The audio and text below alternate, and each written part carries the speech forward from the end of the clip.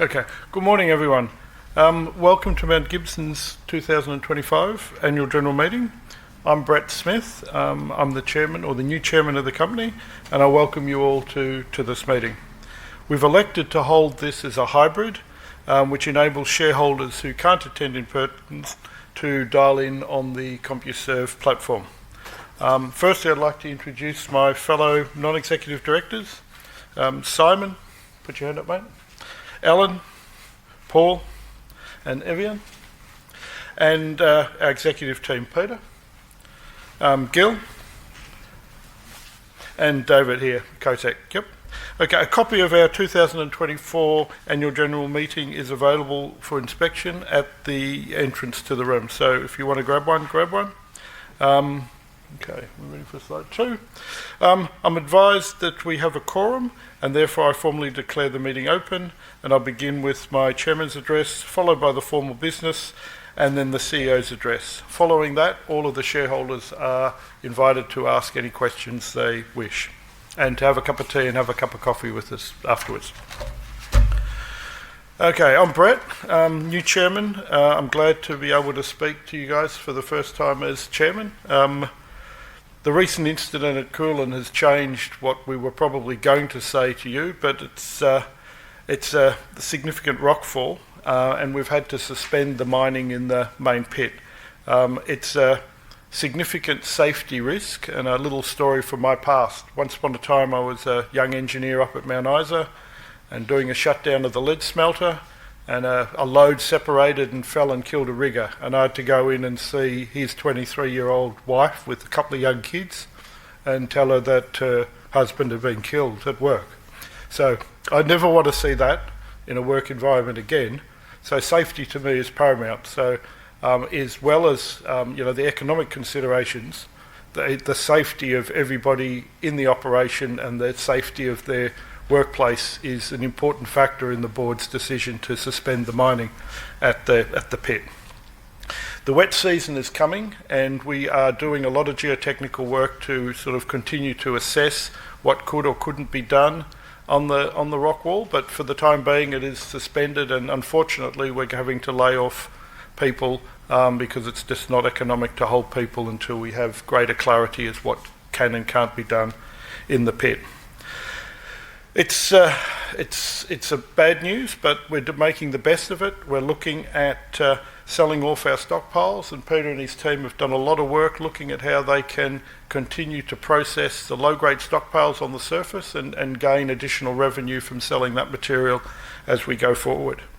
The other exciting thing is the 50% stake in the Central Tanami Gold Project. That's one of the, I think, best undeveloped gold projects in Australia.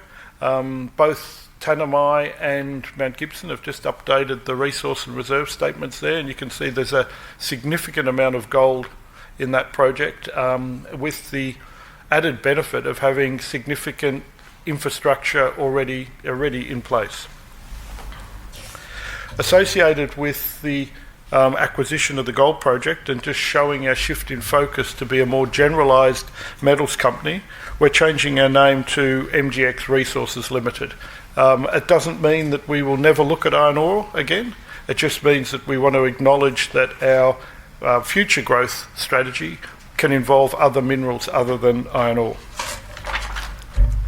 If we look at last year's financial performance, in spite of the challenges, we've significantly grown the cash balance, and at the end of the year have 485 million in the bank, and with no bank debt.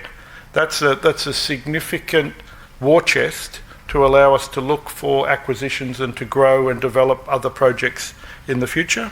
This strong balance sheet is fundamental to our ability to continue to grow. On the wider capital management side, we've extended our on-market buyback for another year, and to date we've bought about 3.2% of shares, and the board will continue to review the buyback policy as part of our wider capital management strategy. It's a quick, I don't want to talk too much, so I'd like to thank particularly the management, all of the employees, particularly those on the island, and their contractors for the hard work they've done over the past year. And I'd also like to recognise the contribution of the board and my predecessor, Sengwai, and our recently retired director from our other major shareholder, Mr. Ding. Finally, thank you to all our shareholders. It's your company, not ours, so we acknowledge that and look forward, hopefully, to having some optimistic news for you as to our growth in the following years. Okay, so we'll now move on to the formal business of the meeting. This meeting is held in person and online via the Computershare platform. All online attendees can watch a live webcast of the meeting. Shareholders and proxies attending in person or online both have the ability to ask questions and submit votes. In today's meeting, we'll table the financial accounts and resolutions 1 to 4 first, then answer any shareholders' questions submitted on the financial accounts and the resolutions from those online and those attending in person. Once this has occurred, we'll invite Peter, our CEO, to provide an operational update presentation. Okay, we're in slide 4? Wait. Yep. Okay, I'll now explain the process for asking questions and voting today. For online shareholders, please use your Q&A icon to ask questions about a resolution prior to voting. You may also ask a verbal question using the online instructions.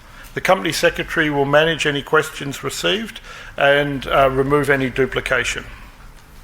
For attendees here in the room, at the time of registration, those entitled to vote would have been given green cards, which include voting instructions on the back.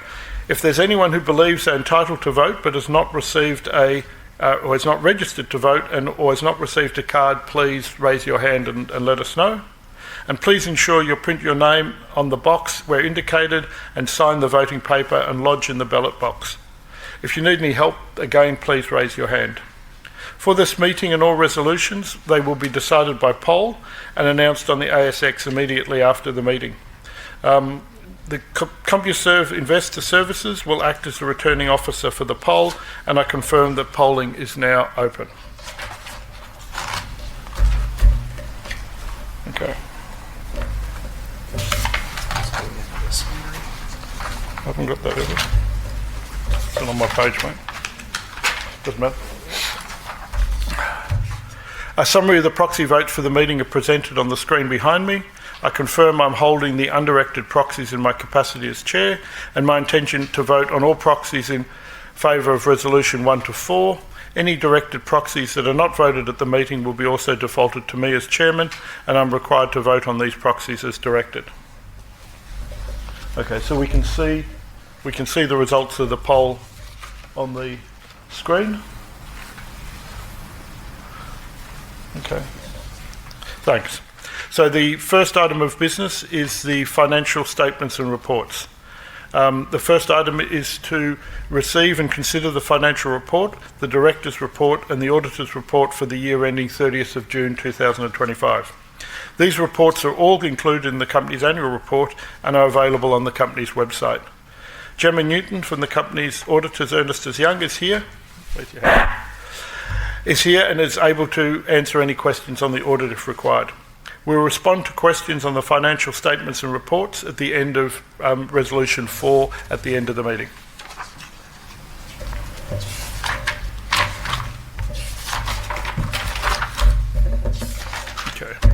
Okay, so ordinary resolutions. The move to put the resolutions to be put before the shareholders. For governance purposes, I'll ask Simon to act as chair for the first resolution, which is the election of myself. Thank you, Brett. I'll just do it from you. Do you need a mic? Can everybody hear me? Yep. Resolution 1 relates to the election of Brett Smith. We move to consider the first resolution which relates to his election.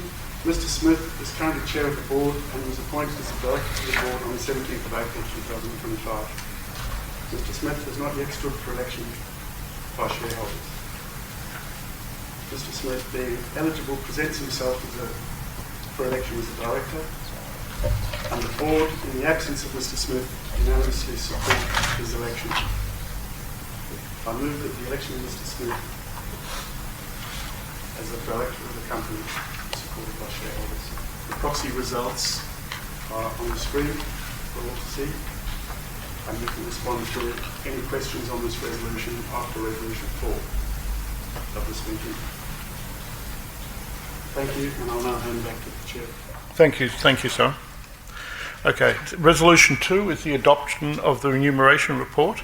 We'll move to consider this next resolution, which is the adoption of the company's remuneration report. The Corporation Act requires that at the AGM a resolution that the remuneration report is adopted is to be put to vote. The remuneration report details the company's policies on the remuneration of non-exec directors and senior executives. The vote is advisory only and does not bind the company or directors. I move that the adoption of the company's remuneration report. The proxy results for this resolution are detailed on the screen and support the approval of the remuneration report. Again, we'd respond to any questions on this resolution at the end of the meeting. Okay. Resolution 3A, 3B and 3C is approval of the potential termination benefits to executives under the company's loan share scheme. Okay. We will move to consider the next 3 resolutions, 3A, 3B and 3C, which relate to the approvals of a potential termination benefit to the senior executives Mr Peter Kerr, Mr Gil Dobson and Mr David Stokes under the company's loan share plan. The resolution relates to the company's loan share plan established in August 2016 for the named executives as part of their long-term incentive plan. The board is seeking approval from shareholders to have the discretion, where it considers the circumstances are appropriate, to waive vesting and disposal restrictions under this plan. The board currently only envisages exercising such discretion when the employees have left office without fault or their part, such as in the event of redundancy. The need for requesting shareholder approval is because under the Corporations Act and ASX listing rules, there are restrictions on the level of termination benefits which may be granted to employees without shareholder approval. The resolution seeks to obtain shareholder approval so that the board may exercise its discretion in compliance with requirements of the Corporations Act and ASX listing rules with respect to the planned shares issued in 2023, 2024 and 2025. Further shareholder approval will be required for any termination benefits that may be granted to employees in future years. I move the approval of the potential termination benefits under the company's loan share plan is accepted. The resolution and the summary of the proxy votes received before the meeting appear on the screen behind me, and I'll ask the Company Secretary to scroll through each individual resolution. These are 3 identical resolutions. That's just showing them for good order for each person. Okay, thank you. Resolution 4 is the company's name change, and we'll move to consider the next resolution, which is a special resolution to approve the name change to MGX Resources Limited and related changes to the company's resolution.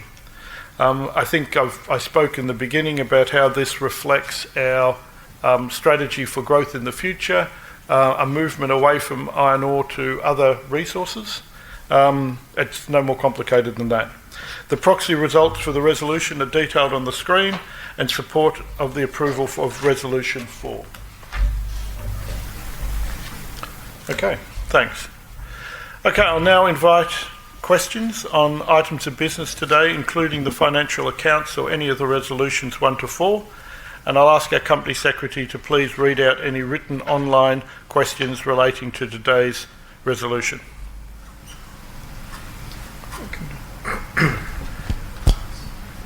Okay. Any questions, please? We do have a few. I'll do the online ones first. Sure. Yeah, okay. For the financial reports, this question is from a shareholder. When was the external audit last tendered, and when is it next likely to be audited? When is the like to be audited, or when is it next likely to be tendered? So when was the external audit last tendered, and when is it next likely to be audited? I can answer that. Sure. It was last tendered some years ago. I don't have the specific year, but quite some time. And the board is looking at re-tendering next year. At this point in time, for fiscal 26, the audit is with Ernst & Young, or EY, who are here today. But that will be reviewed next year in the context. EY have acknowledged our change of business and I believe have reduced their potential fees for next year. Great, thanks. The next one is in respect of the remuneration report. And the question is, which of the proxy advisors covered, I'm going to summarise this, which of the proxy advisors covered Mount Gibson this year? Did any recommend against a vote against today's resolutions, including this remuneration report? And if so, what were the reasons that they gave in respect of those?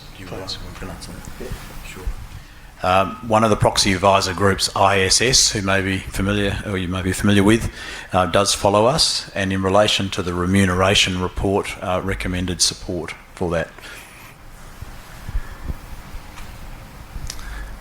Okay.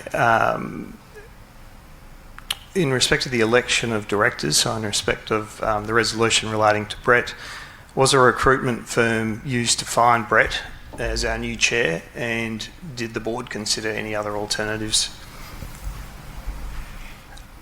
Which of our existing directors did Brett know before engaging with the recruitment process? Maybe I'll answer the first part and then you can do the second.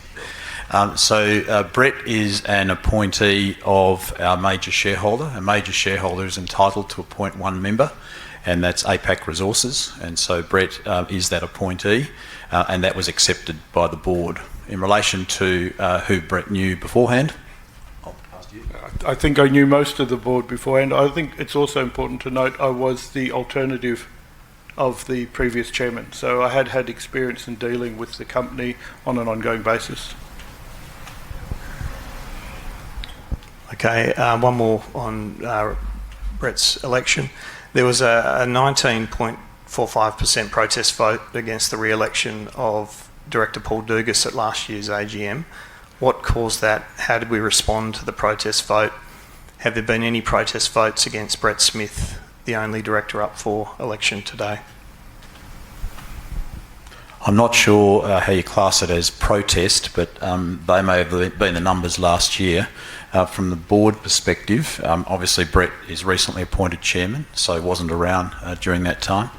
But we moved on focusing on the company and what we're trying to do with the business, which is what you see in front of you now, unfortunately with the issue at Coolin recently, and we'll talk about that in a minute.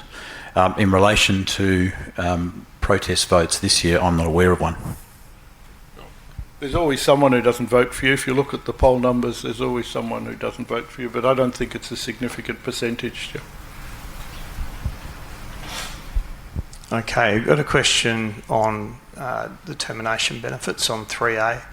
There was a 10% proxy protest vote on Peter Kerr's termination payment resolution.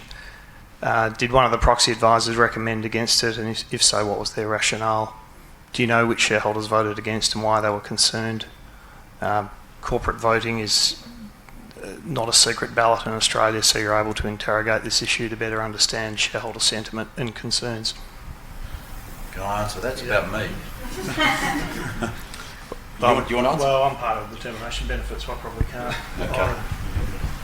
But I think to ask us to have analysed what the votes are at this short a time when the poll's only open today is not a realistic question to ask. Yep.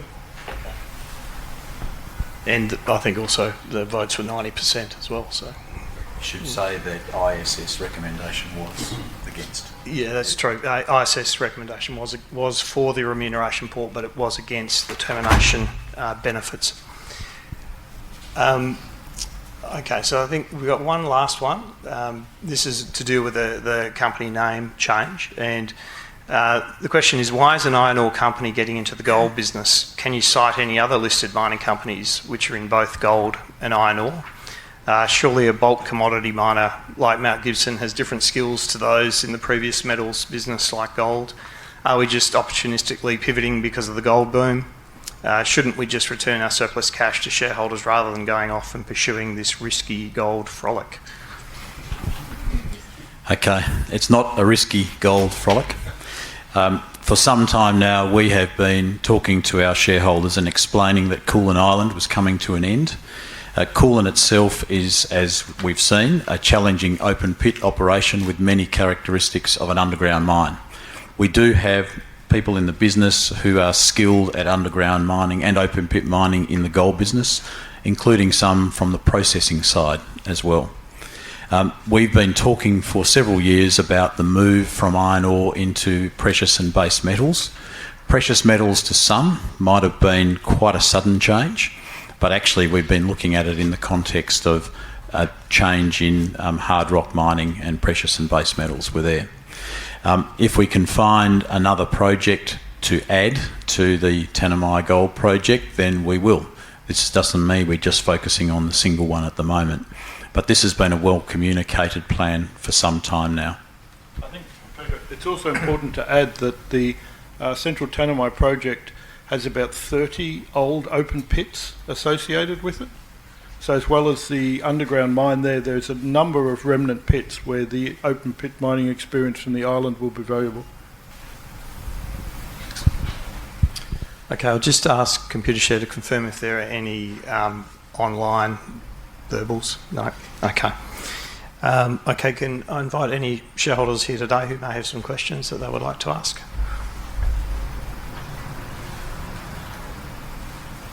No? Okay. It's just a microphone coming to you. Good morning, Harry Anstey, shareholder. Given the current state of mining, do we agree, or does the board believe that the number of members is warranted, particularly before you get into operation and start getting some return on funds? It's going to be a lean time for shareholders, and it seems rather generous to increase or have a board of such a size. Thank you very much. I think the present board side is somewhat a requirement of a FIRB regulation in terms of the number of independent directors we have. In fact, in the board meeting yesterday, we discussed this. What is our sensible board makeup for the future? We also agreed as a board to take a 20% cut in all our remuneration and to end any fees for the associated committees. So that it is something we're considering, the look and mix of the board going forward as we move to different commodities and different skill sets.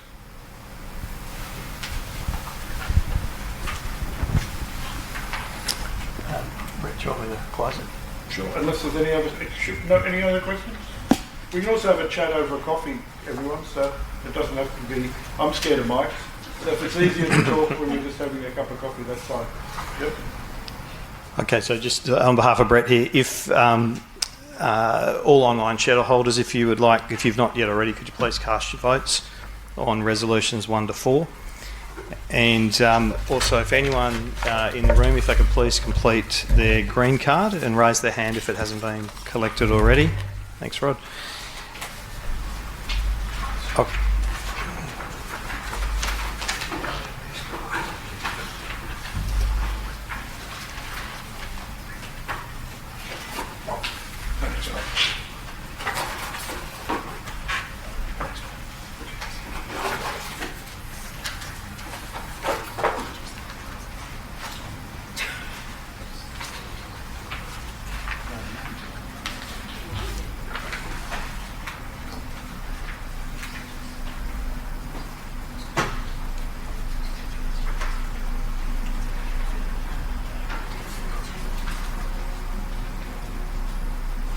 Okay, great. That seems like the voting process is complete. Results for this meeting will be published on the ASX this afternoon, so that concludes the formal proceedings. Now Peter will give his CEO presentation, and then after that you'll have an opportunity to ask any questions that you've got, and otherwise join us for coffee and tea and biscuits afterwards. Thanks. Thanks, David. Okay, good morning all. No, I'm good, thanks. Morning all. Thank you very much for coming to this morning's annual general meeting. What I'd like to do, this is a fairly short and sweet presentation. Obviously it's different to what we expected to be saying to you from a few weeks ago, unfortunately. My name is Peter Kerr, I'm the CEO. and have been for the last 6 or so years. Welcome to you all, and just a quick acknowledgement of traditional owners on Kulin Island, the Dambimangari people. We do work closely with them, and so I just want to make sure that they are acknowledged. From the perspective of the company at this point in time, we have corporately substantial cash and investment reserves, and I'll talk in more detail about that in a minute. We have no debt, so the company in which you hold shares and you own is strong, and that has been very fortunate for the recent issues we've had at Kulin Island, which are very disappointing to us, obviously. We do have the recently announced acquisition of 50% of the Central Tanami Gold Project, which we think is really exciting. And I'm going to spend the second half of this presentation just giving you an update on that project. But we think we have an attractive entry price into something that could be terrific for this company going forward. In addition to that, as I mentioned before in response to one of those questions, we're not stopping there. We are looking at other investments, and we do have an investment portfolio which we do move in and out of from time to time, but that is designed to try and build positions, and they might be small, they might be under the 5% threshold of many companies, but we build positions and we build relationships and look at financing and joint venturing and acquisition opportunities in them. Sometimes we've done that and those opportunities haven't come forth as we'd hoped, so we sell out. Other times we've held on to those positions, and we've disclosed some of them where we're over the substantial shareholder limit, but at this point in time we're still actively looking at a number of those. At Kulin Island, of course, it's the highest grade direct shipping ore export operation, or it was until recently. It was scheduled to close mid to late next year, so sometime in the September quarter. But unfortunately, as Brett has mentioned, the safety concerns there following this large rockfall, which was completely unexpected. And we were very fortunate that we didn't hurt someone, but the systems on the island enabled us to actually walk away from that end of the rockfall. That's obviously causing us to rethink what we do there. So for the moment, mining is suspended in the main pit. Workforce reductions are occurring, but we are continuing to reclaim, process and ship low-grade stockpiles, which will help us defray some costs, perhaps more than we'd initially thought. See how we go with the market, and I'll talk to you a bit about that. Corporately, overall, the position of the company is 440 million odd market cap, which is obviously below our last reported cash balance. That was changing quite considerably as we started to move ahead with the Central Tanami Gold Project, and we were having good success with Kulin Island in its final 12 months.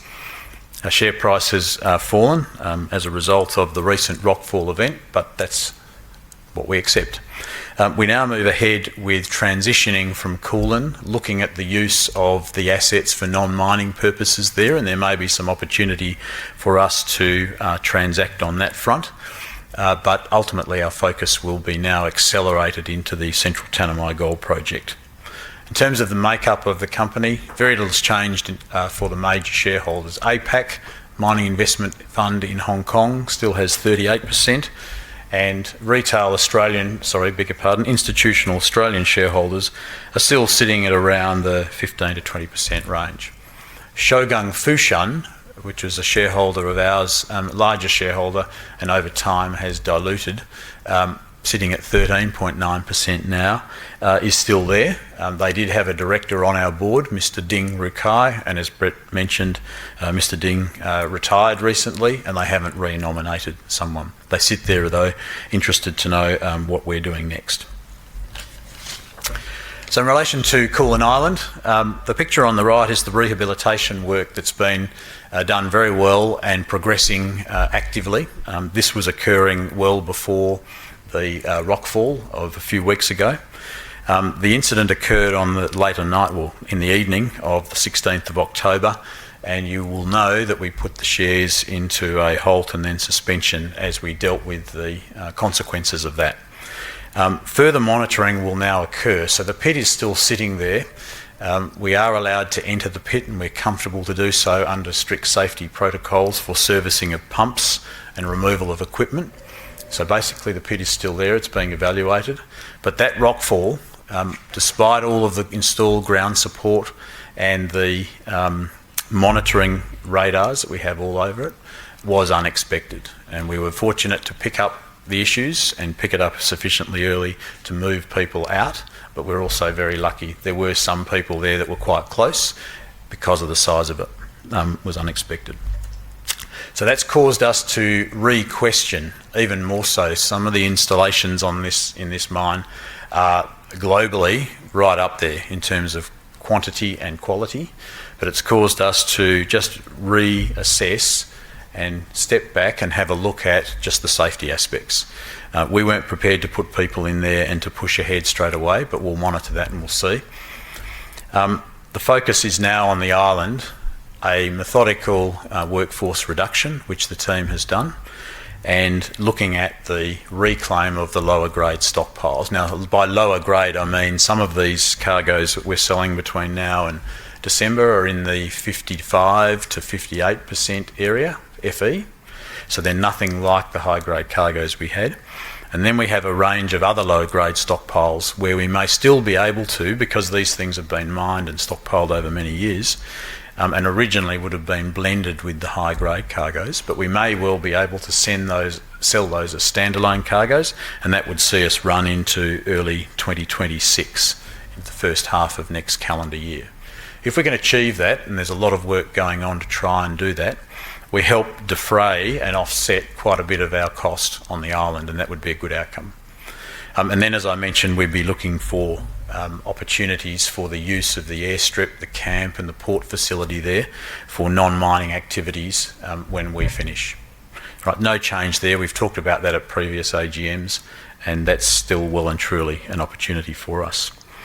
People have asked us whether the incident is insured. And what I can say at this point is we do have insurance policies, and preliminary discussions are underway with the insurers, their loss adjusters and our brokers. We unfortunately have a lot of experience with assurance claims and from prior years, but we have good relationships with them, with our insurers, and are working through that now. So that will be an information flow coming up in the next while. These matters do not get determined super quickly, and there's quite a bit of negotiation in them sometimes, but we will work with our insurers to assess that potential claim. And then finally on Coolin Island here, just a picture of what we're doing. This is a fairly recent picture with the low-grade stockpiles that we've been reclaiming, putting onto the ROM pad, processing with the lower workforce numbers on the island as we sit. But something in the form of a measured process on this low-grade program would be good for the whole island. So overall, what has it meant for our cash balances? This is a chart that you may have seen before, and what it shows is in the orange columns by quarter, the cash and investment balances of the company as it's been built up over the last few years. Now, and the black line is the approximate value of that cash and investment balance per share, so expressed as a cash backing type number. So you can see in the last year or so, we've incrementally added, but that's been a function of what we've had to do at Coolin on our waste movement program, and also the iron ore price, which has actually come down a fair way from where it was, say, a couple of years ago. We've still maintained that balance and looking to try and maximise that through what we're doing at Coolin Island with the low-grade program. What it means, though, in terms of Mount Gibson, is it's financially robust. It's obviously conservatively run in the financial side and what's occurred with the cash reserves. And it means we're now well positioned to really accelerate what we want to do with the Central Tanami Gold Project. This is a picture, then I'm moving on to this now. This is a picture, and I should say I welcome any questions at the end of this. This is a picture from the air of the Central Tanami Project joint venture area. You can see in it a gravel airstrip, a camp and a process plant site. And as Brett mentioned, there are multiple deposits all through a line of strike, which is about 60 kilometres in length, roughly north to south. And they are deposits where there is an extensive amount of gold And we, as a party coming into this joint venture, have an opportunity to really accelerate and drive with the other JV partner the growth of the project. So just to refresh maybe, if you haven't seen what's in this project, it's a 50-50 joint venture between Northern Star Resources and Tanami Gold. Northern Star is selling its stake to us, and as I mentioned before, the reason for that is because Northern Star has gone on and made very large acquisitions, and so this project, while they very much like it, is small, too small for that size company. Former Northern Star management team members who are no longer with that company would very much still like to be involved with this project. So we've been talking with people about what their views are, and that was part of our due diligence process. And we feel that we've got a successful entry into a project. There's extensive mining and exploration tenure, so 2,100 square kilometres within the joint venture. And outside that, at Mount Gibson, or MGX Resources, as will be rebadged shortly, we will have an extensive holding of wholly owned exploration tenure as well. That having been said, our focus will be on the mineral resources and the component of those resources which is free milling and amenable to standard gold processing, and particularly the ground rush gold deposit. Now recently Tanami Gold, this is last Friday, published an updated resource estimate for the joint venture. It meant that quite a few older resource numbers that were under the previous JORC code now all sit under the new JORC code. So we've got a figure of 2.8 million ounces for being the total content of the gold within the Central Tanami joint venture. So it's 100% of it. The vast majority of those resources are on granted mining leases, and the infrastructure there is extensive but old. Requires a lot of work to get it up to a standard for a go-forward decision. So there is a 1.2 million tonne per annum old processing plant. Part of it's been scavenged and it's obviously sat there and not operated for 20 years, so there's a fair bit of work required in it, which we're able to do, and we're looking at that at the moment with engineering firms. There's also an airstrip haul road, a sealed haul road up to the ground rush deposit between the plant and ground rush, and a whole range of other things to do with water bore fields and a camp. The camp requires a fair bit of work, and maybe some of the units we have at Coolin Island can be used here as a short lead time and cheap entry point for that camp upgrade. In terms of the acquisition, the deal we signed with Northern Star has a period until 31 March next year for us to settle the key conditions. And the three key conditions, which we're well on the way to either having done or settling, are Tanami Gold's waiver of its preemptive right, and that was done in August, FIRB approval, and we've received good indications from FIRB and are waiting for the next instalment update from them this month. And then the other one is from the Central Land Council. It's a traditional owner approval relating to historic mining infrastructure and obligations around that infrastructure. That last one is a condition that we can waive.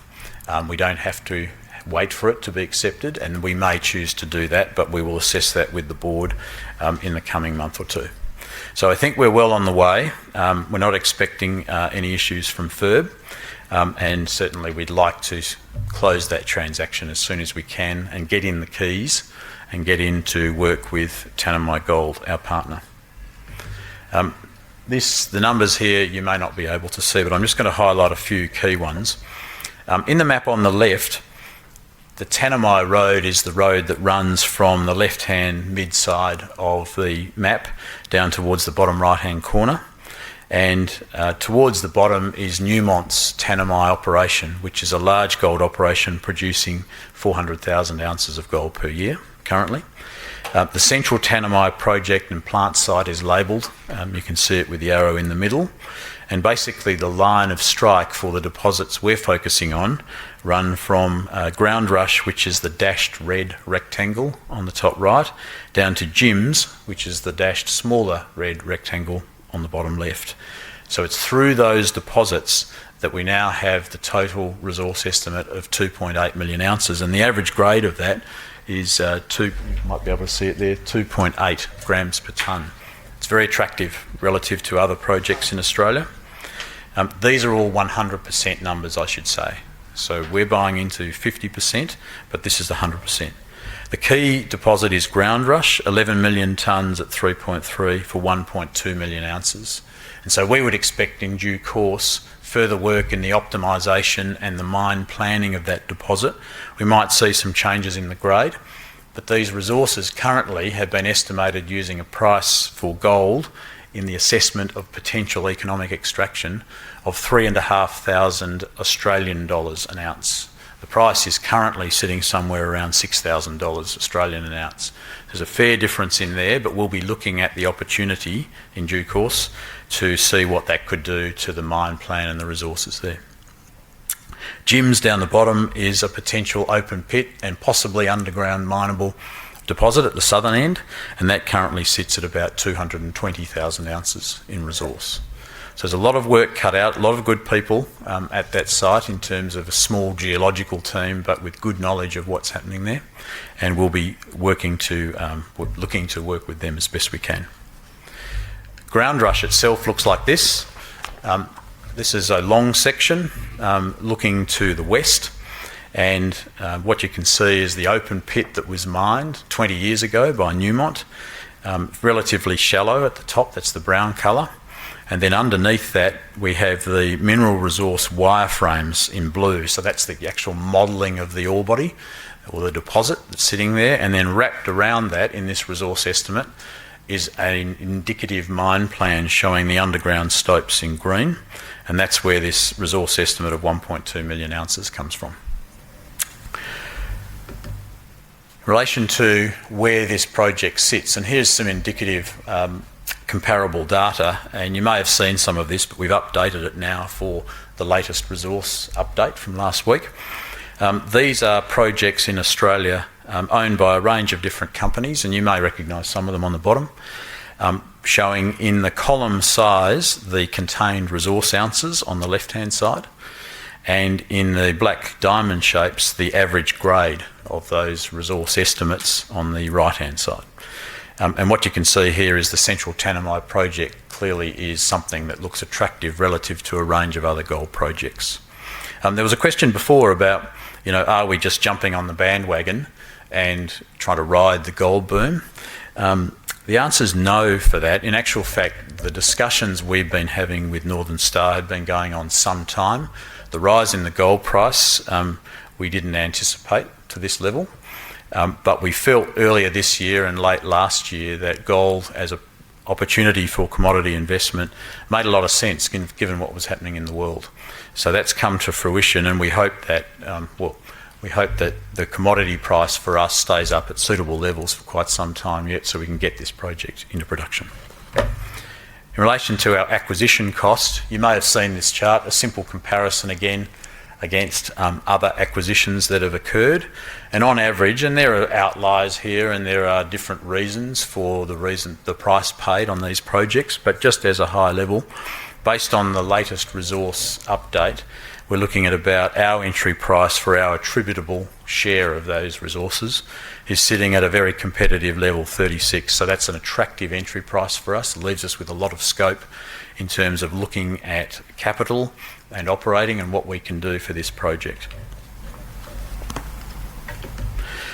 And then just before we close, in terms of finally other growth opportunities, and I did mention and talk about this at the start, we have built an investment portfolio.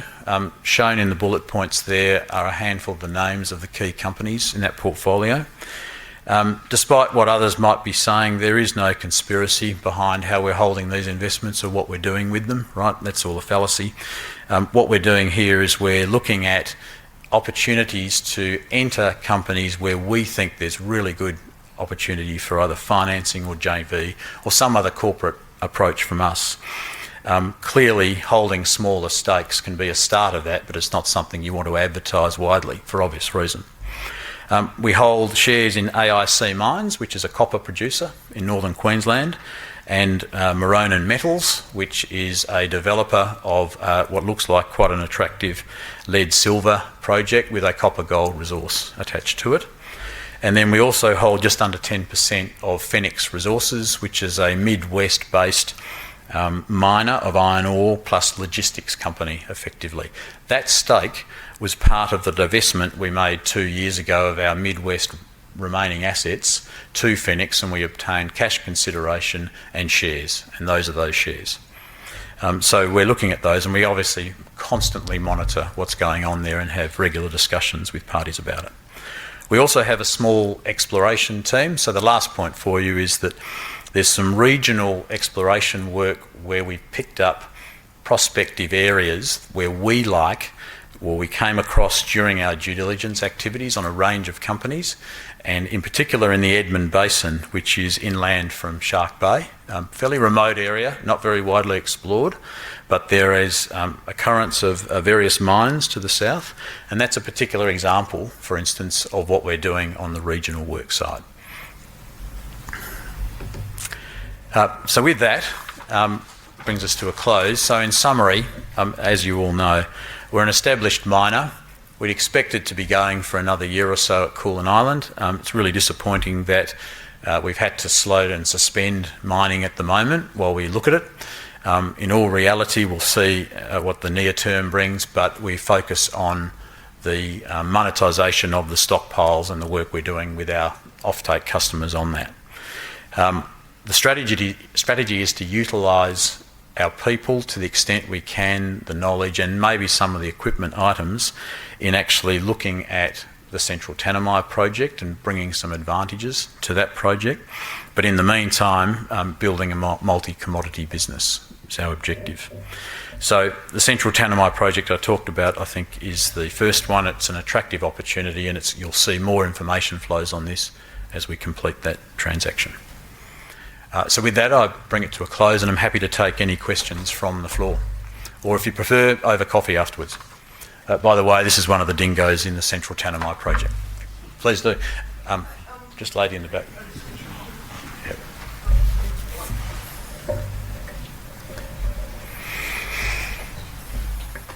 Hi. Long-term shareholders have actually the share price has not recovered from the initial rockfall at Koolan Island back in 2014, where a similar thing happened. The wall fell, complete disaster. Everything came to a halt. Yep. And now we've got the share price that was slowly getting vaguely near where it was at that point. Yep. And it's collapsed. Another wall has collapsed, and the whole thing's gone out the window. I'm just wondering, given that you're sitting on so much cash, I'd quite like the idea of maybe giving some of it back to us long-serving shareholders. Because you seem to have sort of morphed into a bit of a managed fund, because you're investing in all these different companies. That's very lovely, but we're actually investing in a mining company, not a managed fund. So it's a little bit strange. And also, as a Northern Star shareholder as well, they're a very savvy company, and they don't get rid of gold stocks that are not that are performing well, because they're very good at that. And their share prices, as everyone knows, has actually skyrocketed. So basically, that's the point. Whether you're considered returning some money to shareholders, because we seriously have not recovered from that initial rockfall. And in terms of insurance, I'm surprised that you can get insurance for a rockfall that occurred 10 years later, given that seems to be what happens on Koolan Island. It's not new. No, okay, well, you've covered about 8 items there. I'll see if I can break them down for you, and please speak up if I've missed something. So in terms of the cash in the company and returns for shareholders over the longer term, we're actually all shareholders as well, have put money in ourselves. So from that perspective, we know the pressures that brings. What we have chosen to do is, and I should just step back, the discussion about capital returns and dividends is a live one with the board. And we had been progressing towards Koolan Island's final year. That was expected to be a very strong year, as you would know. Now we have a different scenario, so we'll need to reassess what happens. But the capital management side of things is still on the table. In terms of where we go next, is it a mining fund or is it an operating company? I guess what we're dealing with right now is quite a sudden change. We're an operating company, But in this intervening period, we will be doing the best we can with the operations at Coolin, but trying to accelerate into the next project in the Tanami. Right. If in the future there's a view that, well, look, you turn more into an investment company, if this comes to fruition, if that's how you want to sort of think about it, then everything's on the table, from what are those investments to what's the cash in the business. But at this point in time, the focus is on dealing with Coolin and the Central Tanami project, and then we can better understand what the cash in the business looks like, and going forward, what are the objectives. I think, Peter, also it's important that Peter mentioned shareholdings in a number of small companies. That is not as an investment fund.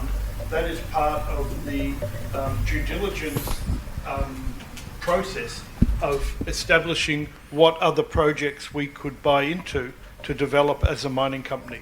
So the shareholdings are relatively small, not like a fund which buys a significant shareholding.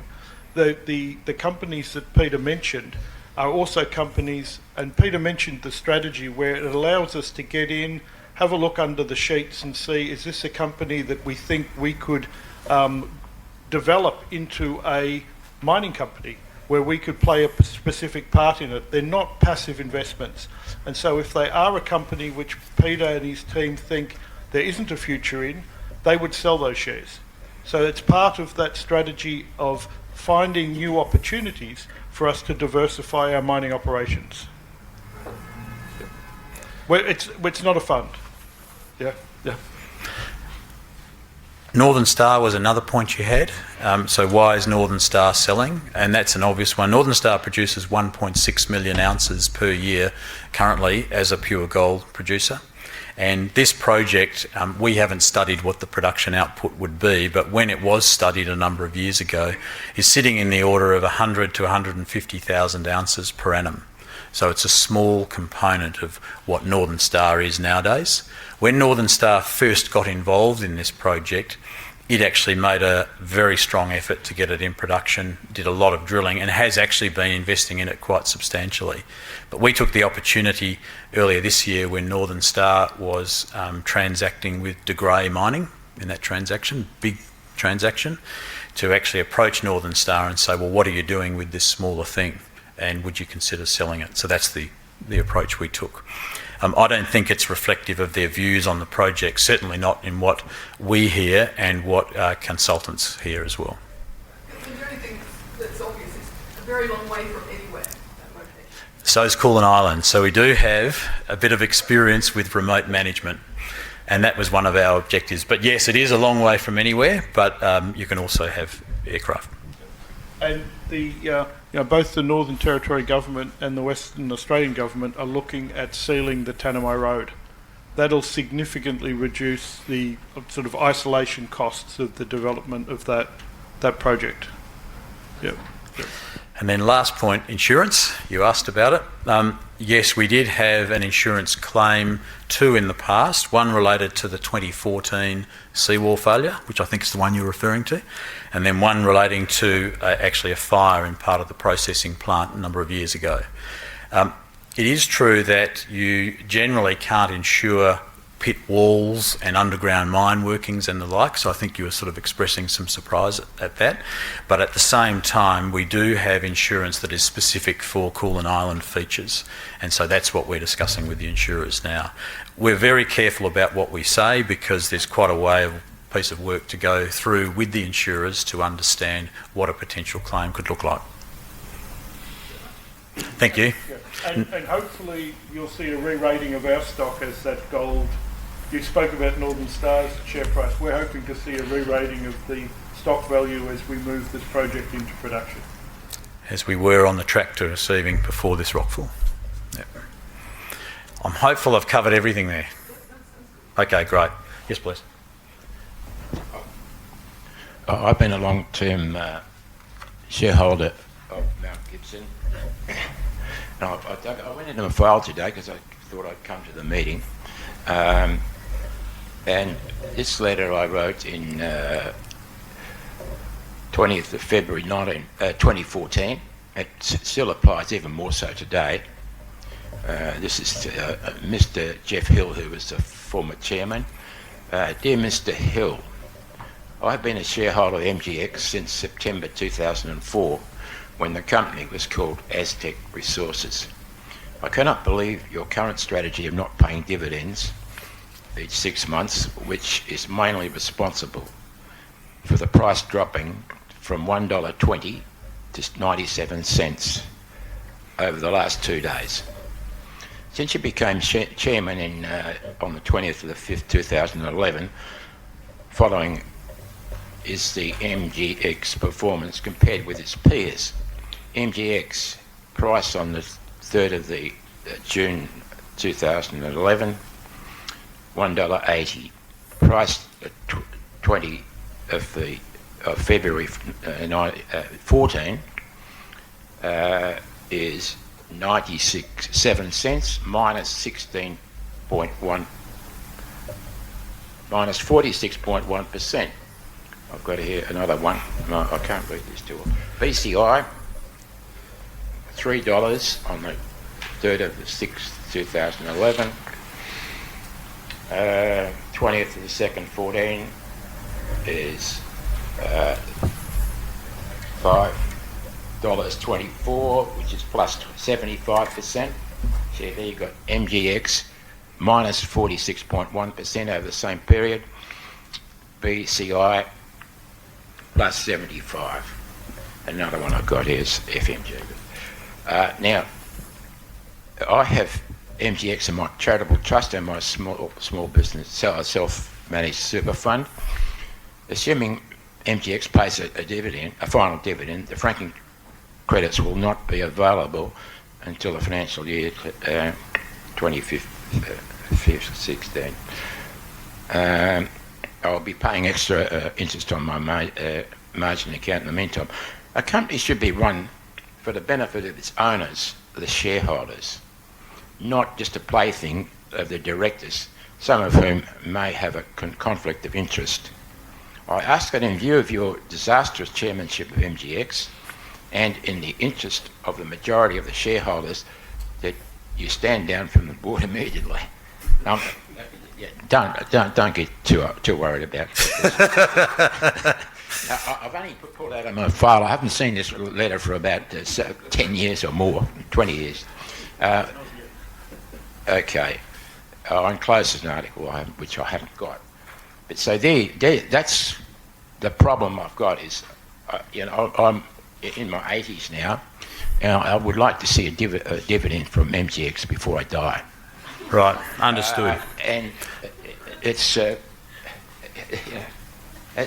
very worrying when and see today you're giving yourself retirement benefits and all this. It's a very happy board up here, but I have not received 1 cent from MGX in the last 10, 20 years. I don't know.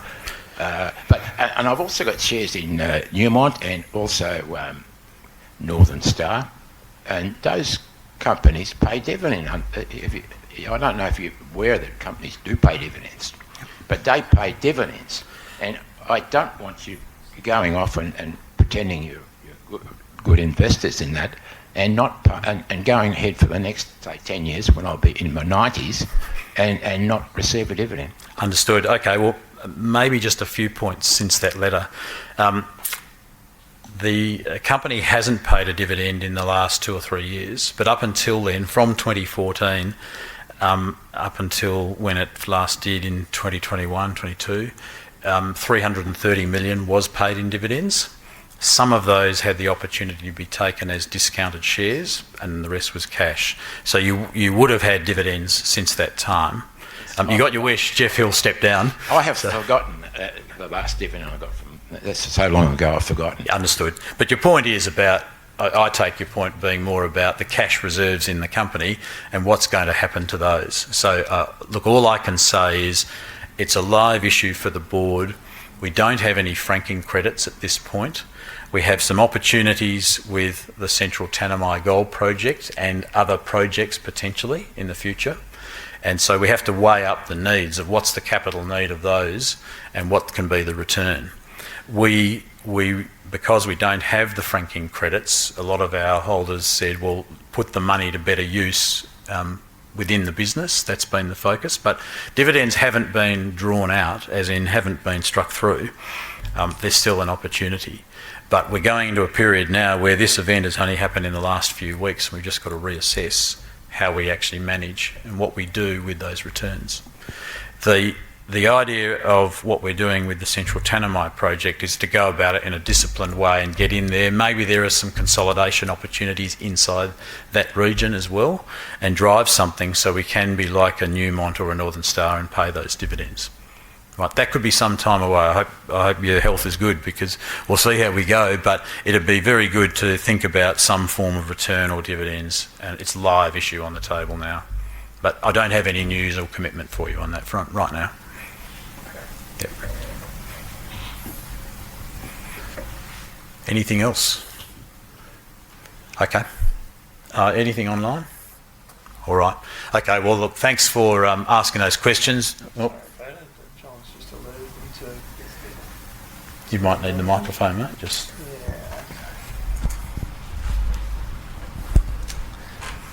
Some time.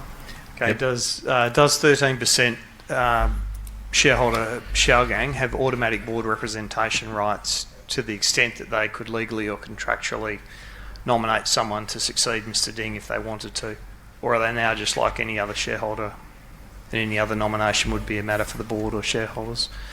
Also, does FIRB have veto rights on who Xiaogang nominates, and based on past experience, does FIRB take a view on whether nominee directors of APAC and Xiaogang should be either Australian citizens or Australian residents? Okay, on the first point, Shougang Fushan has about 13.9% of the company. It does have the right to appoint a nominee director. That person obviously needs to be registered in Australia with director ID and the likes, and the board here would need to be assured that that person's a fit person to be a board member.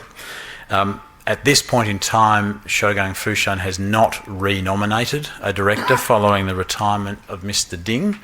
But as we've said in our announcement, that position is potentially there, and if Shougang Fushan is looking to do that, then they would come and discuss that with the board. At this point in time, that hasn't occurred. The board then sits at 5 members. FIRB does not have a veto on whether that person sits as whether they're a foreign national or an Australian person. And indeed, Mr. Ding and his predecessors, who've all been contributors to the board, have not been Australian nationals. Okay, and then final one. Thank you for offering a hybrid AGM today and using the excellent Computershare online AGM platform, which enables the East Coast to participate through questions and voting live.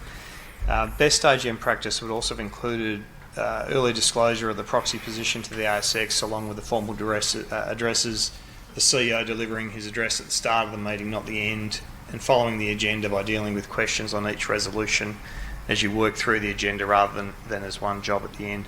Any chance you might be able to make those changes next year while also sticking with the transparent hybrid format? Also, hopefully we could see a copy of the AGM webcast on your website after the meeting for the benefit of shareholders who weren't able to participate live today. Okay, I'll take all those things on notice and we'll look at them and consider them for next year. Okay, that's it. Okay. All right. Well, look, that's the end of proceedings. Everyone, please do join us for tea or coffee, and please come and have a chat with everyone around here from the company. Amongst the area that you're sitting in, there are people from Mount Gibson who've been with us a long time, so feel free to reach out. Okay, thank you.